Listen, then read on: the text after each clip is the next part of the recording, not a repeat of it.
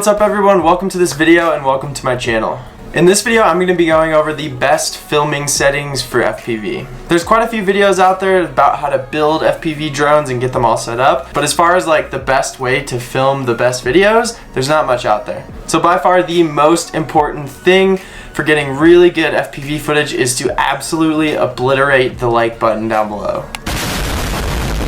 No, but seriously, it helps a ton with the YouTube algorithm, so I really appreciate it. Odds are, if you're watching this video, you know how FPV works. You get an FPV drone and you strap some type of action camera on top of it. So you take this and you put this on top. In my opinion, the absolute best one to go with is GoPro. I've used Insta360 and the Osmo in the past, which are the other two big ones, but by far GoPro is the best. The picture quality is insane and GoPro works with Real Steady, which is a huge leg up on everything else. GoPro's internal stabilization is pretty decent, but Real Steady is like this weird voodoo magic that I honestly have no idea how it works, but it takes super shaky footage and turns it into just like crispy, silky smooth. Fun fact, GoPro actually just acquired Real Steady this past year, so I'm hoping that sometime in the future you get Real Steady type performance inside a GoPro. What Real Steady is a standalone stabilizer, so you get the footage off of the GoPro, you plug it into your computer, and then you stabilize the footage after the fact. It costs $99, but is well worth it, and down in the description there's a link for you guys to get $5 off. So anyways, needless to say, I'm just going to be going over the best settings for GoPro in this video.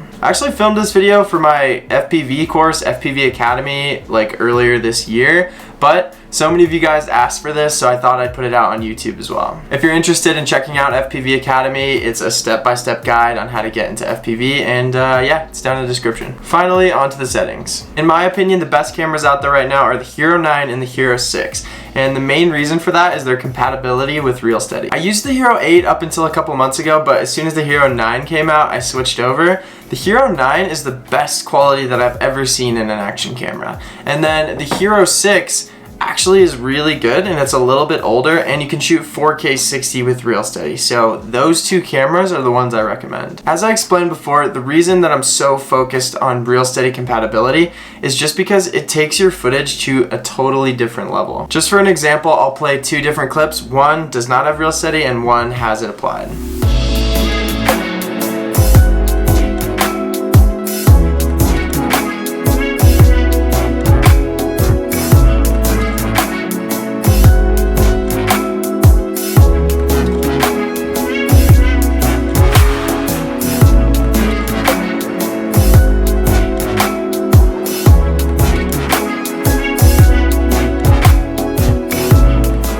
Here's a quick compatibility chart for Real Steady. If you're not using Real Steady, just keep Hypersmooth on. Getting into the actual settings of the GoPro now. So the short answer is you want to shoot in 4K 60, ISO 100 to 400, sharpness low, and then your shutter speed, you want it to be fixed at double what you're shooting. So when you're shooting at 30, you want to have it at 1/60, or when you're shooting at 60, you want to have it at 1/120. The majority of the time, I actually just use the automatic settings and then I apply an ND filter. If you're curious what an ND filter is, it is this thing, and it's basically a lens that darkens the image so the GoPro can adjust the settings accordingly. You can see here, you just put it on to the GoPro and it'll get you that lower shutter speed. These ones are the best that I've found, and they are from Polar Pro. To give you an example of what the ND filters do, here's an example of footage without one.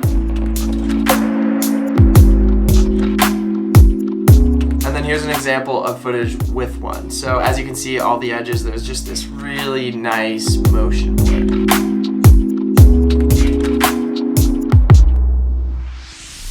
So past that, if you're going to be using Real Steady, make sure your internal stabilization is off. Real quick, I'm just going to go over the other settings. So I'm going to assume that you have a basic knowledge of video, so I don't need to explain why you want to be shooting 4K. However, moving on to the frame rate, which is 60, this is basically just telling your camera to shoot in slow motion. And when you're shooting FPV footage, you're definitely going to want to be shooting in slow motion most of the time, because odds are if you're shooting FPV, you're shooting some type of high action thing. If you're not, feel free to drop down to 30. The reason you want the sharpness low is because GoPro, for some reason, like adds this weird GoPro-y sharpness to their image. So bringing that down just makes it look like a more traditional camera and makes the image look way better. Moving on to ISO, in general, you just never want to have a lot of ISO, so you want to limit it to 100 to 400. The higher the ISO, the more grainy your footage will look. If you're shooting something that you want really slow motion, I'd suggest shooting in 2.7K 120.